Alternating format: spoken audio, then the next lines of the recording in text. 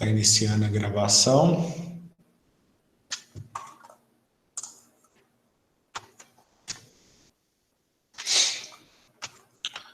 Então, gente, quando inicia aqui, eu vou colocar a apresentação.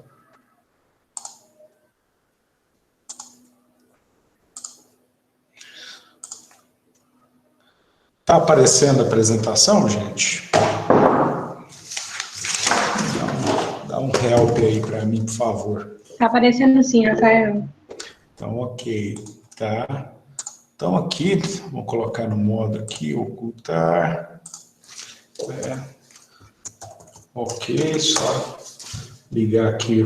Vou entrar aqui também com o meu outro computador, porque se eu cair, né, da reunião, eu vou estar ciente aqui que deu algum problema, tá? Então, como eu falei aqui, né, hoje nós vamos estar entrando na parte de melhoramento de gado de leite, gado de corte, mais especificamente, tá? E a gente vai estar colocando alguns conceitos gerais, tá certo? Então, gente, ó, nós estamos aí, ó, melhoramento genético em bovinos, né, o futuro. Né? Essa é uma apresentação que eu faço, que ela é bem provocativa, né, no sentido de vocês pensarem um pouco sobre o que nós vamos estar buscando e as ferramentas que nós temos. O que acontece? Quando a gente começou a falar de melhoramento genético, vocês viram lá conceitos de migração, mutação, seleção, principalmente, que eu falei que era a principal ferramenta, né? E a gente vai discutir nas próximas aulas esses conceitos de aplicação, principalmente para bovinos de leite e bovinos de corte. Né? No meu caso específico aqui, a gente faz um trabalho de pesquisa aqui no Instituto, né? Então nós temos trabalhando com genótipos aí para melhoria de produção de queijo, né? A gente faz trabalhos relacionados à interação genótipo-ambiente, né? A gente participa ativamente nas associações aí, eu até faço parte do conselho diretivo da BCGIL, né? Vejo o trabalho do Girolando também, né? Dos zebuínos em geral, a gente sempre está acompanhando e fazendo alguns trabalhos em algumas fazendas. Então, isso tudo é para quê? Para realmente aplicar os conceitos que vocês viram para a disciplina, né? Para a área de vocês, de gado de leite e gado de corte. Né? No caso de vocês, é muito interessante, porque tem duas áreas que são muito próximas, que a gente vai estar falando hoje. Primeiro, é o melhoramento genético, que é o que eu ministro para vocês, e acaba que a reprodução é a grande parceira. Eu até mandei um link para vocês, num trabalho que o Marcos Vinícius, o pessoal da Embrapa lá, sobre a questão de genotipagem em embriões, né? Ou seja, seleção a nível de embriões, não sei se vocês assistiram lá, eu mandei o link no grupo nosso lá de discussão, mas a gente vai trabalhar muitos conceitos que são importantes. E uma coisa que é importante a gente entender é como é que está a situação. Quando eu falo nesse slide aqui, eu falei agora rapidamente da questão da genotipagem de embriões, a genômica, né? Muitos de vocês colocaram no fórum a questão da genômica como um todo, né? Como nova ferramenta, aí alguns entraram na parte de reprodução. Por que muitas vezes a gente lembra disso, né? Porque nós tivemos aí ao longo do tempo várias raças que foram importadas. Hoje, dentro do melhoramento, nós vamos falar de raças, aí, seja para gado de leite, gado de corte, nós falamos muito de especializações. Eu não sei se vocês sabem, mas uma origem da especialização, ela surgiu depois da Segunda Guerra Mundial, esse conceito, né?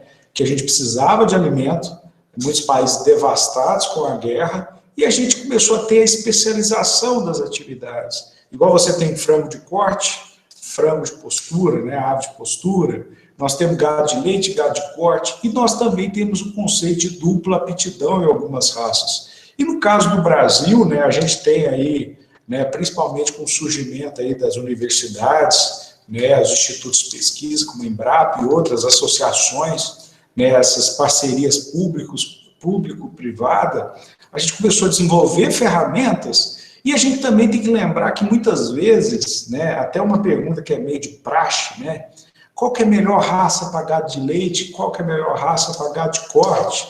Na verdade, nós não temos esse milagre, vamos dizer assim, relacionado a isso, né, essas promessas milagrosas.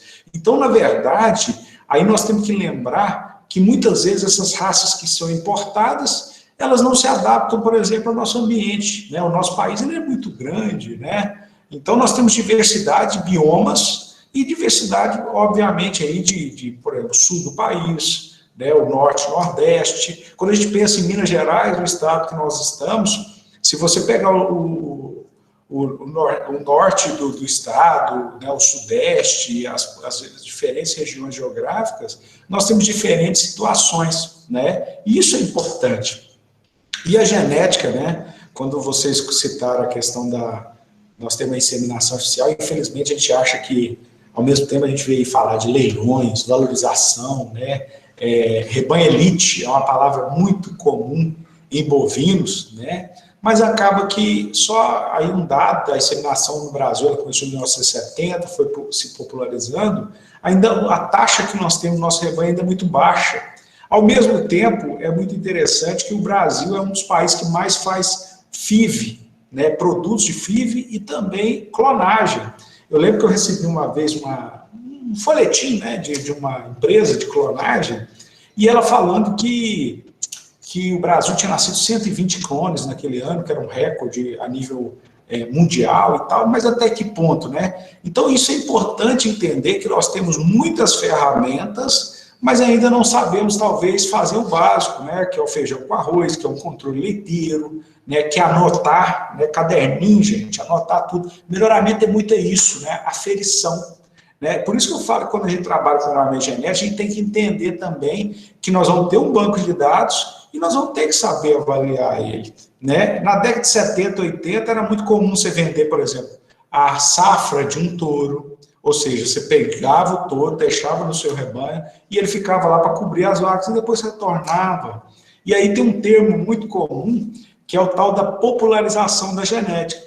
Então, quando a gente compara também, antes que eu esqueça, bovinos de leite, bovinos em geral, nós estamos ainda atrás, por exemplo, de aves e suínos, que tem uma cadeia muito mais organizada, muito diferente e muito, vamos dizer assim, que usa melhor essas ferramentas.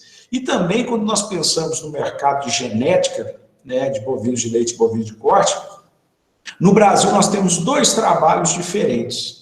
O que eu falo trabalho? Quando você pensa em zebuínos, né, que são os animais aí, Guzerá, Gir, Cindy, e por aí outros, né, vamos citar assim, Nelore, nós temos uma outra forma de trabalhar. Geralmente são os donos que são os proprietários dos touros. E no caso da genética de taurino, a gente tem muitas vezes, a maioria das vezes, a importação desses touros e nós usamos as avaliações genéticas desses touros de fora. Ou seja, é avaliado o touro lá, sei lá, Estados Unidos, Canadá, Holanda, Nova Zelândia, onde quer que seja. Ele traz essa avaliação consigo, né? Até depois eu solicito que vocês acessem o site do Interbull, né? Que é uma avaliação aí conjunta, que ela é bem interessante, o projeto Interbull, mas um outro trabalho. E nós temos aqui no Brasil os trabalhos com as raças zebuínas aí, que são avaliações nossas no nosso país e por aí afora, então são formas diferentes da gente estar vendo. E aí é importante, antes da gente começar a falar, quais são os caminhos que nós queremos nos programas de melhoramento genético. Então hoje, né, como eu já citei, nós temos programas nacionais de avaliação genética, eles são fundamentais. Temos uma gama muito grande de informações, temos dificuldades referentes à escrituração zootécnica, o controle, a aferição dos rebanhos melhoradores. Então, isso tudo são dificuldades e oportunidades ao mesmo tempo. Né? Eu até falo que, quando a gente entra aí, vocês vão falar muito do conceito de doadora, né? Todo animal, o brasileiro tem muito daquilo que ele tem, geralmente é o melhor, né? Mas não é bem assim, né? Então nós vamos conceituar aí realmente que são animais melhoradores, né? Hoje a pessoa pega e multiplica qualquer animal, né? Ele tem que ter uma avaliação, tem que ter um histórico, tem que ser testado, avaliado e ser escolhido, né? Vocês lembram lá que o grande desafio do conceito de seleção é escolher os pais da próxima geração. Não é simplesmente você chegar no rebanho e falar assim, ó, esses 10 aqui vão ser os pais da próxima geração. Mas qual que é a justificativa para isso? Como delinear um programa de melhoramento genético? E nós estamos realmente, será que o Brasil está tão bem, né? Muitas vezes eu vejo assim que a pessoa, quando pega um animal que tem, por exemplo, um brinco, significa que é um animal melhorador, fala assim, esse animal aqui, ele é produto de inseminação artificial, ou ele é produto de FIV. Será que ele é um bom animal, realmente, só por ser proveniente de uma tecnologia dessa, de uma biotecnologia da reprodução? Então, isso é importante a gente entender como nós estamos hoje. E os parceiros, né, nesse trabalho, como eu já citei, as associações, os pesquisadores, né, de diferentes áreas, é todo um elo da cadeia, né? Se a gente for pensar, quando você pensa em melhoramento genético, basicamente nós temos um rebanho elite, né? Temos os multiplicadores e temos o rebanho que, vamos dizer assim, que é o comercial, né? Essa é a pirâmide que nós temos hoje no melhoramento genético aí de gado de leite e gado de corte em geral. E muitas vezes esses estratos se confundem, né? A pessoa às vezes acha que está fazendo seleção, mas na verdade ele é multiplicador de genética. Ele simplesmente pega aquela genética, ele acha boa e multiplica, né? E muitas vezes ele acha que está multiplicando, mas ele está sendo quase um criador comercial. Então, a pessoa que não mensura, não faz seleção, não faz acasalamento dirigido, que simplesmente multiplica e vende, aí você tem que fazer realmente, será que eu estou participando e fazendo seleção e, obviamente, o melhoramento animal? Será que eu estou fazendo de forma correta? E lembrar que eu já citei lá com vocês, que são um conjunto de ações, né? Então, você tem a parte da nutrição, manejo e sanidade, que eu estou colocando aqui como uma questão ambiental, né? Tem outros fatores, e a parte genética, que ela é importante. E aí nós casamos com a questão da produção ou a produtividade animal como um todo. Então, isso também é um fato que nós temos que entender muito bem, que para ter o resultado, nós precisamos ter o todo. Porque às vezes você tem positivo nutrição e negativo genética, e genética positiva e negativo nutrição, ou outra característica relacionada ao ambiente. Então, nós temos que ter o equilíbrio, porque às vezes o animal tem o potencial produtivo, mas não expressa porque ele não tem condições de expressar o seu potencial. Ok? Esse aqui, eu vou perguntar de novo, se vocês errarem, o bicho vai pegar, tá, gente? Ó, do ponto de vista genético, qual desses animais é o melhor para a característica peso adulto? Escreva no chat. O número 1 com chifre menor, número 2 com chifre maior. Do ponto de vista genético, valor genético para peso adulto. Qual dos dois é melhor? Põe no chat, por favor. Vamos ver, estou guardando, viu?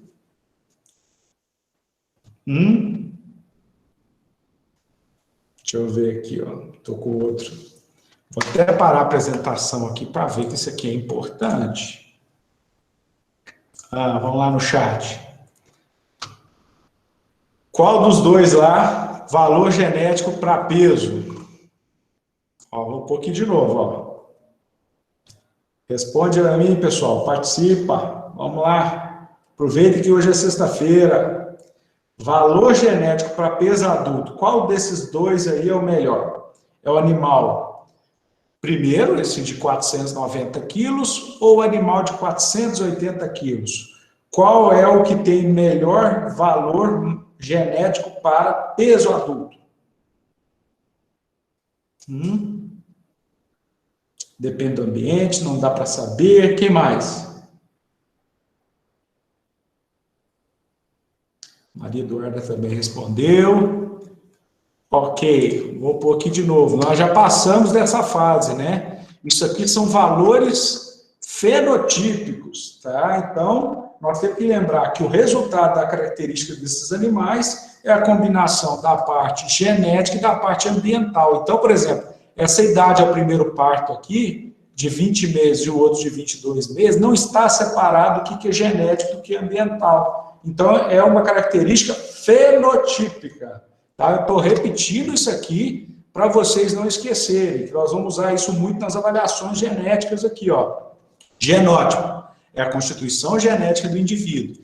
E o fenótipo é a expressão dos genes, né? Aí eu coloquei entre aspas aí para vocês, ver, medir, pesar. Então, o genótipo mais o ambiente, mais a interação genótipo-ambiente é o fenótipo. Então, quando vocês chegarem aqui na bovino e pegarem a pesagem de leite de uma vaca, que foi lá, o macho pesou e mediu, deu, sei lá, 22 quilos. Esses 22 quilos, a expressão dessa pesagem é a combinação da genética da vaca, o ambiente ao qual ela está inserida, né, que seja a nutrição, ambiência do setor, aquele monte de coisa, mais a interação do genótipo com o ambiente. Então, isso aqui tem que ficar muito claro para nós aqui, para a gente continuar pensando. E o que nós vamos trabalhar nos programas de seleção aí relacionados a gado de leite e gado de corte? Né? Nós vamos fazer um monte de processos nessa população de bovinos, ok? Que vai aumentar os genes para produção de leite, produção de gordura, produção de proteína, que melhora o intervalo entre partos, idade ao primeiro parto e por aí afora. Ou seja, são combinações genéticas que são desejáveis por quem? Pelo homem, por aquele que está gerenciando o processo de seleção, os programas de melhoramento genético. Né? E lembrando que sempre o ganho genético ele é permanente, ou seja, vai passando de geração para geração. É igual você pegar uma população de bovinos que foi selecionada por 5 gerações. Ou seja, cada geração que foi tendo seleção foi tendo um ganho que foi passado e acumulativo ao longo do tempo. Né? Nós temos até a unidade que é ganho genético por unidade de tempo. Tá? Então, isso é fundamental para nós, ok? E aí, nós vamos usar, basicamente, em gado de leite e gado de corte, 2 estratégias, ok? Isso aqui é fundamental. Inclusive, né, dentro do livro lá, eu coloquei um livro, né, base, e lá dentro do livro tem mais 2, tem um que é só sobre cruzamento e seleção. Então, depois eu vou pôr uma atividade lá até para incentivar a leitura de vocês. Então, dentro do processo aqui de melhoramento de gado de leite e de gado de corte, nós vamos atuar com 2 processos importantes, ok? Primeiro, a seleção. Seleção é isso aqui, gente, ó, escolher os indivíduos que vão ser os pais da próxima geração. Se a gente tivesse presencial, a gente estaria até lá na bovino fazendo um exercício de acasalamento dirigido. Que é o quê? É selecionar os animais e escolher quais vão ser os animais que vão combinar entre si para formar os filhos da próxima geração. Lembrando, gente, que tem até uma frase que é muito piegas, né? Que genética é 2 mais 2 não é 4. Mas o que nós estamos fazendo? Quando a gente usa ciência, né, dados, acurácia, confiabilidade, delineamentos, todo esse processo em si, você aumenta a chance de dar certo. Muitas vezes eu escutei assim, professor Rafael, deixa eu te falar, você me garante que tal animal vai ser bom para produzir leite? Olha, garantir eu não posso garantir, mas eu aumentei a chance. Como que eu aumento a chance?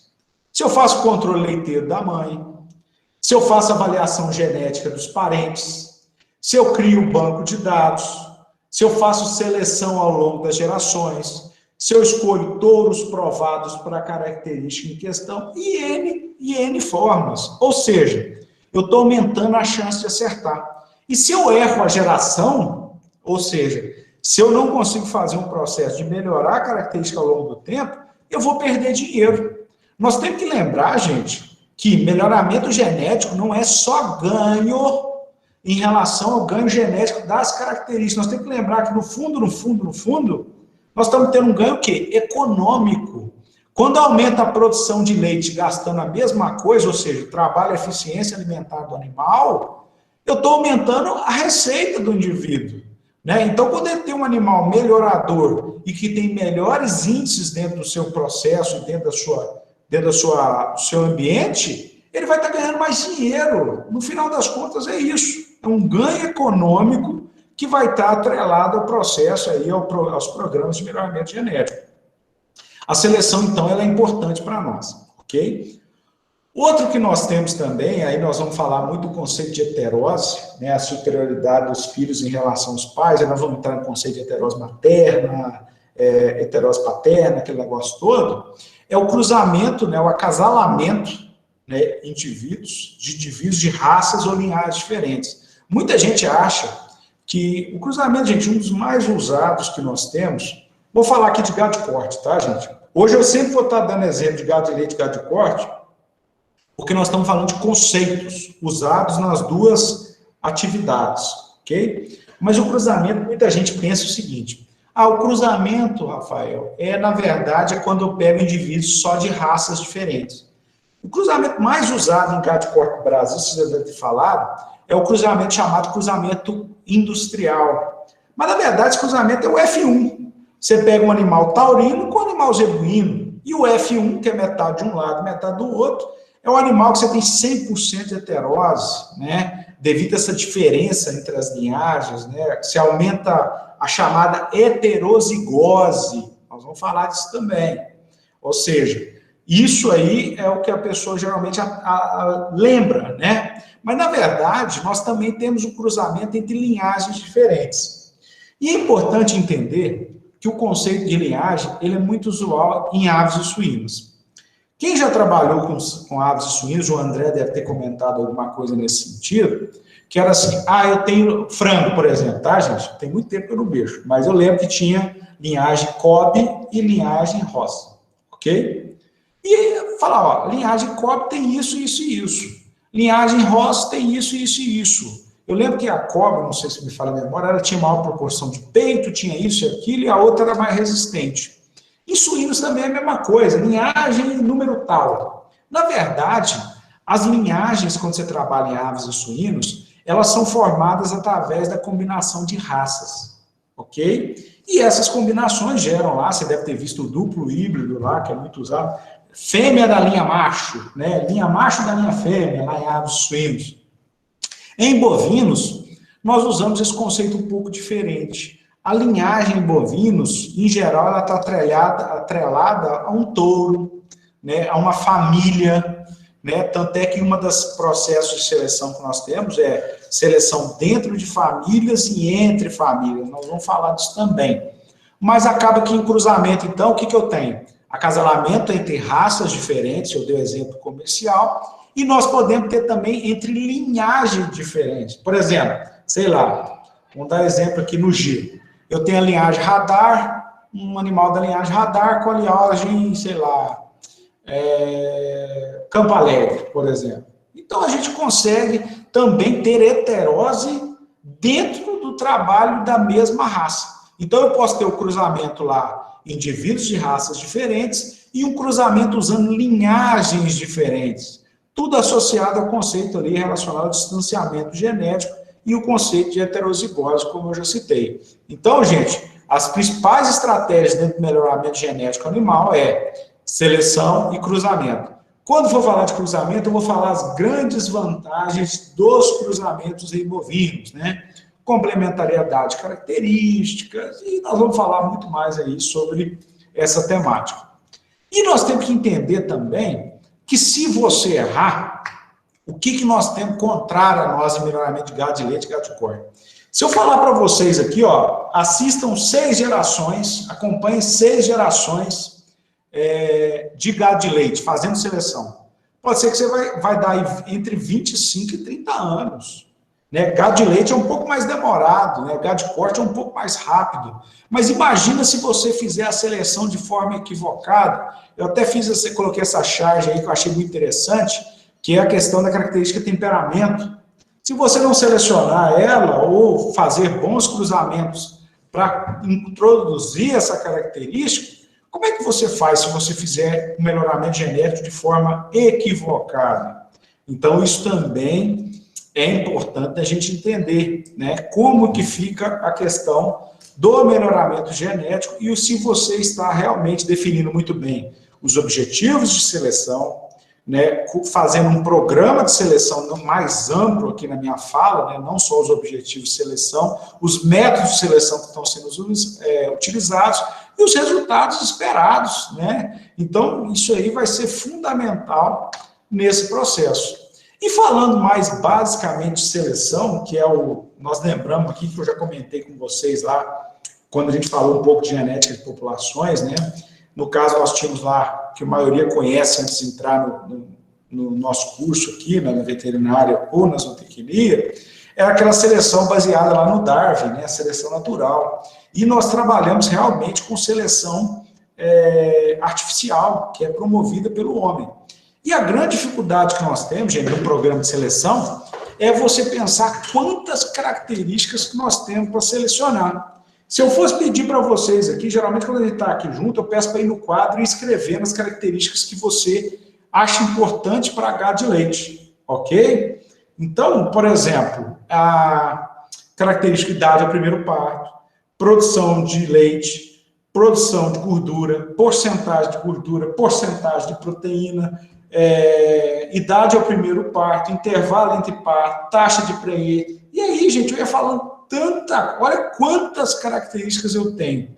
E aí nós temos que lembrar daquela conversa que nós tivemos no início da disciplina, que quanto maior esse número de características que eu tenho para estar selecionando esse gado, menor vai ser o progresso genético em cada uma delas separado. Por isso que eu falei lá dos métodos de seleção, né? São 3 básicos, né, que nós temos, que é o método de níveis independentes, o método de tandem e os índices de seleção.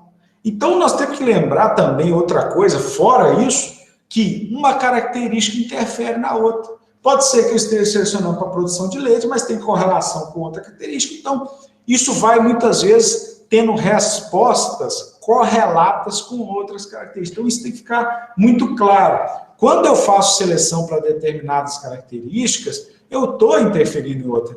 Tanto é que a maioria das avaliações genéticas, os sumários de touros, já começa a lembrar desse termo, sumário, né? Sumário, o que é um sumário? É uma coisa que condensa várias características.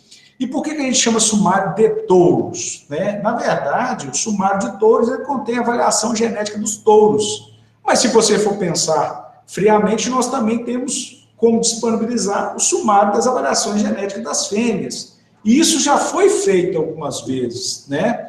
Então, assim, nós temos muitas informações e isso, algumas vezes, gera uma certa confusão entre as pessoas que estão fazendo, indicando os animais. E hoje, gente, vou ser sincero, todo mundo entende genética, mas vai muito, quem entende a fundo é outra história, a visão é muito mais difícil, né? E lembrar que um sumário com os touros é um local que tem a metodologia da avaliação, tem toda uma coisa sistematizada, porque hoje a gente tem, eu brinco muito que tem as pessoas que eu falo fala que viu um, viu todos. Você pergunta assim, fala assim, deixa eu te perguntar, você me indica tal touro para usar? Rapaz, eu te indico, eu usei ele em casa, nasceu uma bezerra espetacular, pode usar sem medo de errar.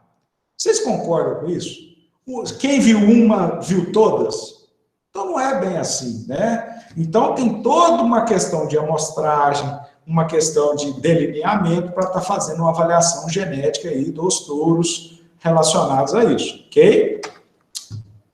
Alguma dúvida até aqui, gente? Posso continuar? Põe no chat aí, dá um salve aí para mim. Está ok? Está...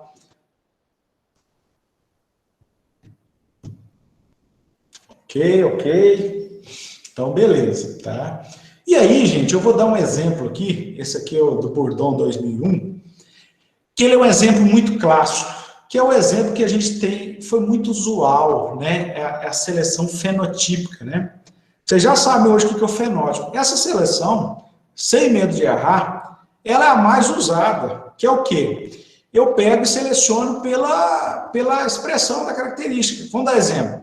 Esse exemplo de Bourdon, ele colocou aí o tamanho dos ratos. Tá o desenho aí. O que ele começou a fazer? Ele tinha uma população 1, certo?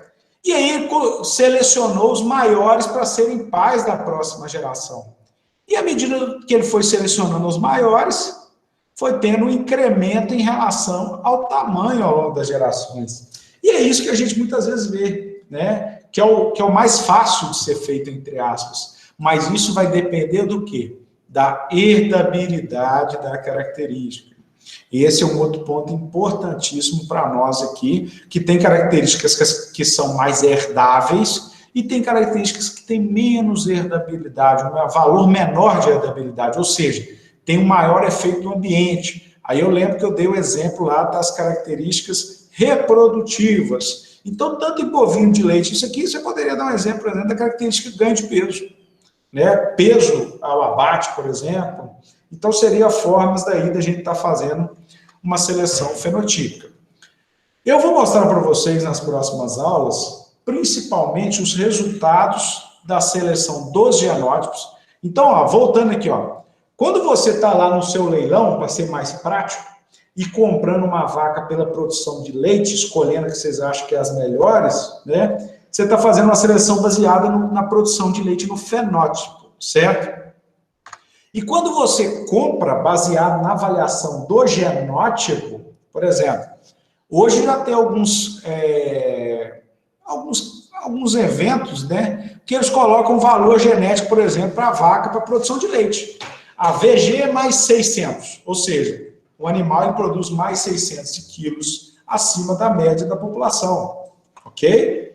Então, quando você escolhe em relação à seleção genotípica, certo? Você vai estar dentro desse rol aí de processos indiretos, que é o teste de desempenho. Esse teste de desempenho você vai ver muito em gado de corte. Alguns até brincam lá, se você pegar algumas centrais, não vou citar o nome, eles falam que é vestibular de tourinhos, né? Ou seja, coloca todo mundo no mesmo local e vê o desempenho. E faz aqueles melhores, teoricamente, vão para a central, vão ser os reprodutores.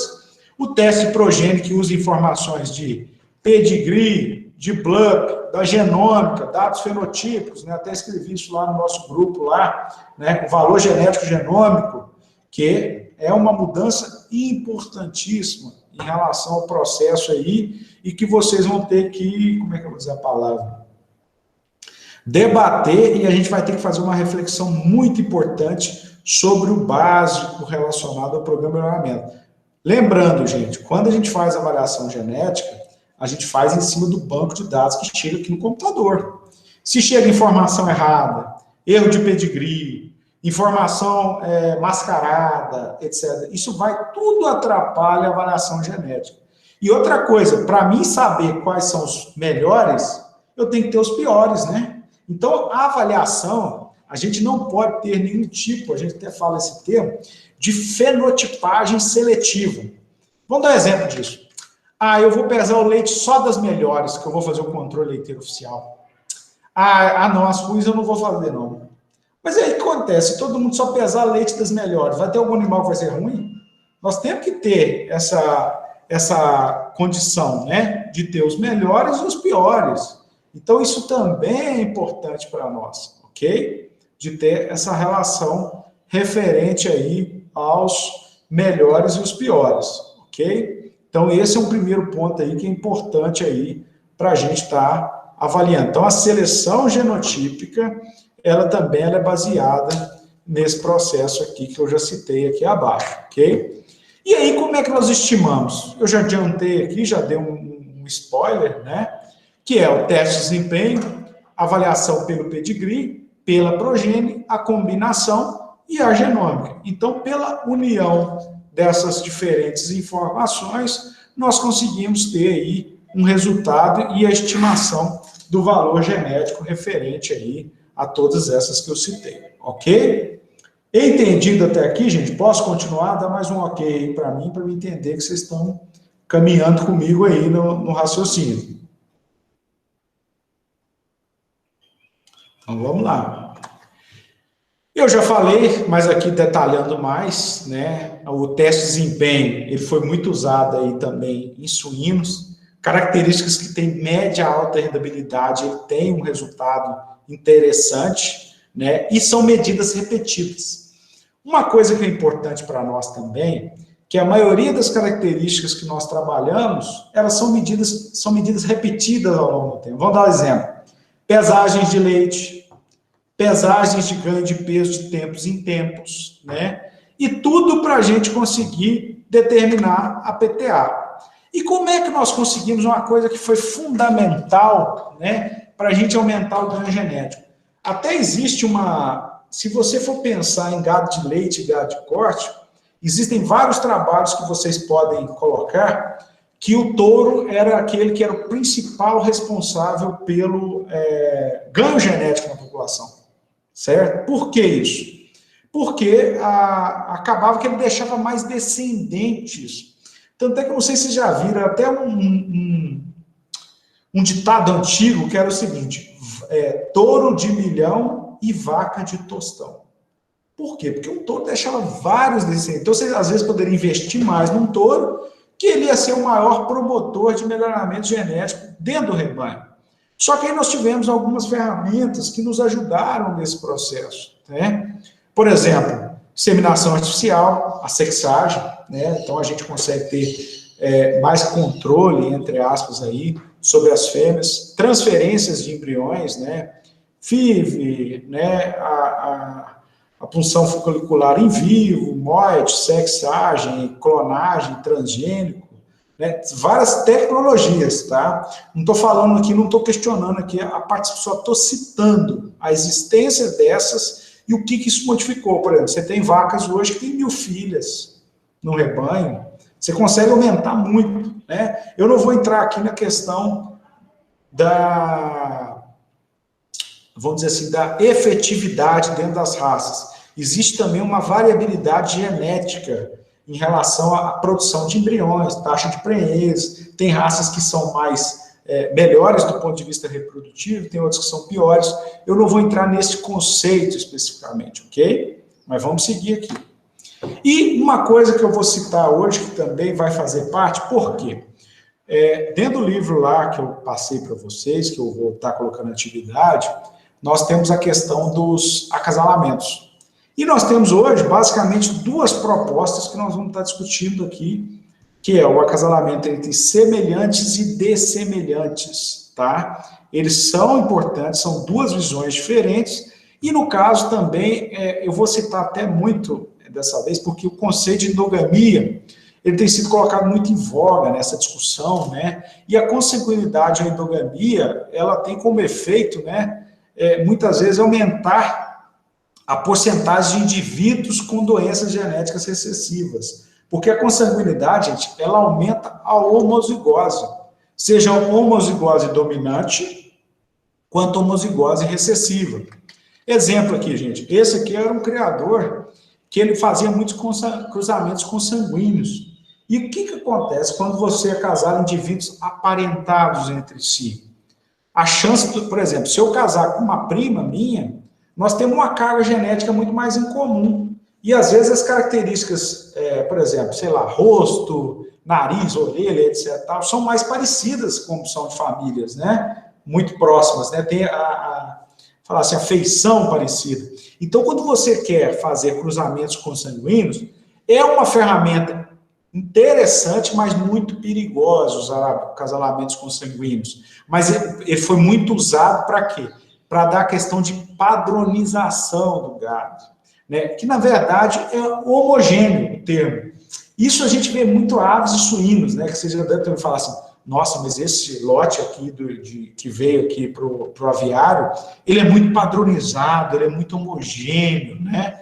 Mas é um cuidado que a gente tem que ter. Existem vários estudos aí sobre a depressão endogâmica, tá? Que é a face contrária da endogamia. Então, nós temos aqui a prepotência, que é uma forma de enxergar, né, a questão da endogamia, e nós temos também a depressão, que são associadas a defeitos genéticos, né? A ausência de membros, nanismo, né? Isso tudo aí pode estar atrelado, né, à questão da depressão endogâmica, que é o acasalamento entre indivíduos aí mais aparentados que a média da população. E é só a título de curiosidade, gente, todo mundo aqui vai lembrar o que é média, o que é variância, nós já falamos disso. Muitas vezes, gente, o que acontece? Você tem um número grande de reprodutores, mas nós usamos até a terminologia tamanho efetivo, né? Isso é importante a gente entender esse conceito de tamanho efetivo, né? Por quê? Porque muitas vezes a pessoa associa, né, que, eu tenho, exemplo aqui, ó, número de reprodutores Nelores, 10.420. Mas se a gente for pensar o tamanho efetivo da população, está 34. Então, se eu for pegar aqui, ó, o conceito, né, de que é tamanho efetivo de uma população, eu até chamo de NA, Ele é medido em relação à diversidade genética de uma população quando comparado a uma população idealizada. Pensa o seguinte, resumindo, né? O tamanho efetivo é como se esse total de reprodutores Nelore representasse a diversidade. Então, eu tenho 10 mil reprodutores, mas se eu fosse pensar em diversidade genética, seriam 34. Ou seja, quanto menor o tamanho efetivo, né, menor, até é usado como uma métrica para ver se uma população tem risco de extinção. Então, o tamanho efetivo está associado, está associado à diversidade genética, certo? Então, assim, quanto aos tamanhos efetivos, né, a gente tem que estar avaliando a população como um todo. Então, o tamanho efetivo ele é importante para a gente ter esse entendimento. Então, aqui, gente, só algumas fotos aqui para a gente estar discutindo aqui, né, sobre a questão de raças. Em bovinos, gente, diferente de aves, nós temos raças que são aves e suínos, perdão. Nós temos as raças e os rebanhos puros. Então, aqui nós temos uma diversidade e temos também as raças sintéticas. Tá? Esses aqui são, a maioria, zebuínos. Temos raças sintéticas, por exemplo, em do Brasil, né, ou em do Uberaba, ou em do Araxá, como queiram chamar. Tá? Mas nós temos também populações aí que surgiram nesse pool de diversidades que a gente tem. E a partir das raças puras, nós fazemos os rebanhos comerciais, que são os grandes responsáveis aí pela produção de leite e carne. Ok? Então, qual que é o problema básico com populações pequenas? Redução da variabilidade genética, oscilação genética, endogamia, gera depressão endogâmica. E como eu citei, o tamanho efetivo mínimo aí de uma população seria 50. Então, às vezes, você tem uma população que tem, sei lá, 200 mil indivíduos, estou chutando, tá? Mas, às vezes, o tamanho efetivo é 50, ou seja, a diversidade genética, apesar do quantitativo, ela não representa. É você pensar o seguinte, gente, quando você perde diversidade, é o efeito funil. Por exemplo, eu tenho 200 indivíduos de 200 famílias, exemplo esdrúxulo. Se eu reduzo para 150, eu perdi 50 famílias. Se eu pegar esses 150 e aumentar para 200 de novo, eu não vou aumentar a diversidade. Então, diversidade genética não necessariamente está atrelada a quantitativo de indivíduos. É a mesma coisa de você multiplicar coisas que são iguais. Tá? Então, assim, não quer dizer que vai ser o tamanho eu tenho 200 mil indivíduos. Então, é importante que quando as pessoas trabalham com conservação, é importante entender isso. Eu até mandei lá no grupo lá uma noticiazinha de girafas, né, de uma linhagem, de uma subespécie, para a gente lembrar dessa questão aí de pequenas populações, tamanho efetivo, e esses conceitos de conservação, eles são importantes para nós. No Brasil, gente, só para vocês terem uma ideia, nós temos rebanhos de conservação, seja de raças de equinos, seja de raças bovinas, vamos dar exemplo, curraleiro, né, suínos e aves também, existem rebanhos de conservação. Aí você vai assim, Rafael, mas para que nós vamos conservar essas raças aí? Porque às vezes elas não têm vamos dizer assim, como é que eu vou dizer a palavra? Não tem um norte ainda. Nós temos raças, por exemplo, muito mais especializadas em produção de carne, mas pode ser que no futuro a diversidade genética delas seja importante, seja para resistência a doenças, né, seja para cruzamentos. Então, isso também é um fator importante. Aqui são as raças aí que eu citei, aí algumas, lagiano e por aí afora, taurinos, né, caracu e por aí afora. E se a gente fosse pensar aqui em bovinos, né, e avaliações genéticas como um todo, esse slide que te Resende 2010, ele faz um checklist de uma sequência de como foi feita o melhoramento genético aí, a avaliação genética de bovinos em geral. Nós começamos com a avaliação visual, aí vocês já devem ter visto, por exemplo, quem já foi numa exposição, né, já viu lá um juiz avaliando os animais, vendo quais são os melhores, né, avaliação de morfologia do animal, essa é a mais antiga de todas, né? A segunda começou com as medições, né? Tempo, peso, dimensão, medidas em geral. Depois a gente começou a ajustar, porque a gente tem, para comparar coisas diferentes, a gente cria alguns modelos matemáticos para estar ajustando isso. Índices, né? DEPs com baixa acurácia. Gente, aí é outra coisa importante. DEP é a chamada diferença esperada de progênio. E PTA é Predict Transmit Ability, habilidade prevista de transmissão. Pensa o seguinte, se eu tenho um valor genético de mais 500, é o meu valor genético, ou seja, vamos dar exemplo lá, eu tenho uma vaca no meu rebanho, que o valor genético para a produção de leite dela é mais 500 litros de leite. O que isso significa? Que essa vaca produz 500 quilos a mais de leite, que é a média da população dela, na qual ela fez parte da avaliação, certo? Então, o valor genético dela é 500, mais 500, ela está acima da média. O que ela transmite, que ela passa, é 50%, que é a chamada PTA, que é igual a DEP, né? O termo DEP é muito usado em gado de corte, e PTA já é mais usado em gado de leite, ok? E esses três aí, ó, quadrados mínimos, modelo touro, modelo animal, foram trabalhos, vamos dizer assim, aperfeiçoamentos, né, que nós tivemos na forma de calcular esses PTAs e essas DEPs. Ou seja, são modelos matemáticos que a gente usava lá, né? A gente tem a equação de modelos mistos, que a gente usa muito, etc. e tal. Então, são formas de estar estimando esse valor genético.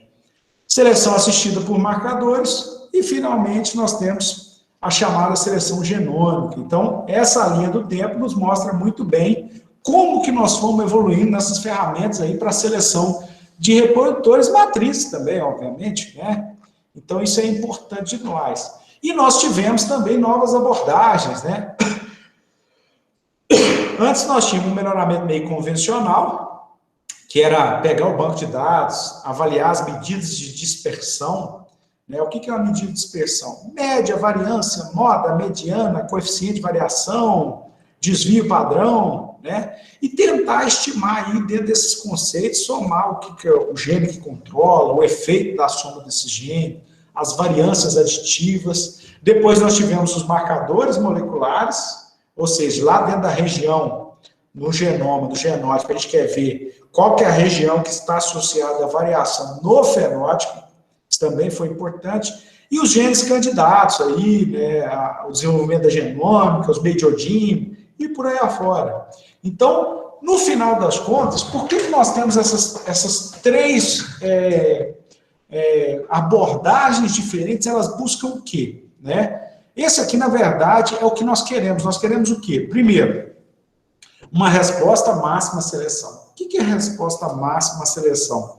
É o maior ganho genético por unidade de tempo. Então, o que eu tenho que pensar? O seguinte, primeiro, a intensidade de seleção, quanto que eu vou estar escolhendo, selecionando, buscando, como que vai ser esse trabalho. O tempo para alcançar isso é o chamado intervalo de gerações, né? Então, nós temos intervalos de gerações diferentes, bovinos, aves, suínos, né? Em bovinos, nós temos um intervalo de geração mais longo, e acurácia, precisão. Vocês vão ver lá nos sumários de touros que nós vamos discutir, o termo confiabilidade ou acurácia, que é a precisão aí relacionada à estimação, né, daquele valor genético e de outras características como um todo, ok? E também outra coisa que veio, né, aí ó, já até aproveita aqui o livro do professor Jonas, Melhoramento Genético Aplicado à Produção Animal, professor Jonas da UFMG, é um livro muito bom, e lá ele fala um pouco aí de exemplos que graças à genotipagem identificou-se doenças que estão associadas aí ao genótipo, né, do indivíduo. Então nós temos aí para bovinos, suínos, né, equinos, então nós começamos a identificar e selecionar animais aí que não tinham, né, na verdade, esses problemas aí que a gente viu, né? E vocês viram lá também no filme que a gente conversou, que eu mostrei para vocês, o tanto que pode ser danoso um processo de seleção mal direcionado. Isso também é fundamental para nós. Aqui mais alguns alelos, aí já no caso, vamos dizer assim, características, alelos favoráveis, né? Nós temos a capa-caseína, né? A beta-lactoglobulina, musculatura dupla, maciez da carne. Então, existem vários alelos que são favoráveis. Favoráveis para quê? Para melhorar o produto que a gente quer, seja leite ou seja carne, independente. Então, nós temos também o genoma a nosso favor, selecionando alelos favoráveis. E aí nós vamos fazer todo esse trabalho aí, criando realmente um fluxo de informações, não é isso? Então, nós temos, no primeiro momento, o pedigree, que é a árvore genealógica do animal, que é importante. Hoje, esse pedigree, antes era baseado em informações, mas com a paternidade, hoje os exames de DNA, isso também facilitou muito, né, para a conferência dessa questão da paternidade, e as coletas dos fenótipos. Isso aí é o feijão com arroz, gente. Pesar, pesar, mensurar, mensurar, ok? E aí, a partir de genes, a gente vai estar estimando aí DEPs, PTAs, acurácia, índices por aí afora. Então, a gente vai estar combinando tudo isso aqui, né, relacionado aí aos valores preditos, né, essa parte molecular também, né, isso tudo aí vai estar criando vamos dizer assim, uma situação em que nós vamos poder aumentar o alcance, a acurácia e a resposta à seleção.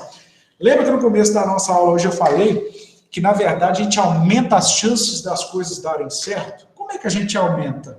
Com muita ciência, com muito estudo e muita dedicação, e com informações confiáveis, né? Então, nós temos várias ferramentas, mas elas têm que ser usadas de forma correta, tá? Aqui uma avaliação genética, só para vocês terem uma ideia como é que é, ó, pedigree, fenótipos, né, faz avaliação genética, estima o DEP, a estimação mais precisa do método genético, ok? E a seleção genômica, hoje ela está aí, né, nas principais raças aí, que é a seleção simultânea para os marcadores, cobrindo todo o genoma, né, e ela é boa principalmente para características de baixa herdabilidade. Então, a genômica nós vamos falar muito também, porque hoje ela entrou combinando com pedigree, com informações fenotípicas e por aí afora. Então, gente, esse aqui é um programa de melhoramento genético que nós temos aqui. Vou dar exemplo aqui do Girolando, do Nelore, né, do GIR também, outros, Guzerá, que ele é baseado no quê? Nós temos o teste de progênie, que é uma das ferramentas que nós temos para estimar. Por que é teste de progênie? Porque a maioria, algumas características, por exemplo, em gado de leite, o touro não produz leite. Como é que nós estimamos a produção de leite de um touro? Baseada na informação das filhas e dos parentes como um todo, ok? E a mesma coisa nós usamos em gado de corte, ou até mesmo no caso de dupla aptidão. Então, essas aqui são as engrenagens que nós temos dentro do programa de melhoramento genético aí de bovinos em geral, tá? Teste progênie, promove o melhoramento genético das raças, identificação dos touros superiores, e essa engrenagem vai rodando aí para a gente estar vendo a melhor forma. E temos que lembrar, gente, que no nosso país nós temos as adversidades do clima tropical, né? Nosso manejo é relativamente pobre, né? Calor em algumas regiões, baixa nutrição, forragem muitas vezes de baixo valor, e isso gera alguns problemas, né? Então a gente tem que lembrar que nós temos as adversidades e temos que produzir, selecionar um material genético que seja adaptado também ao nosso clima. Isso é importante, ok? Deixa eu parar aqui, que nós vamos até aqui hoje.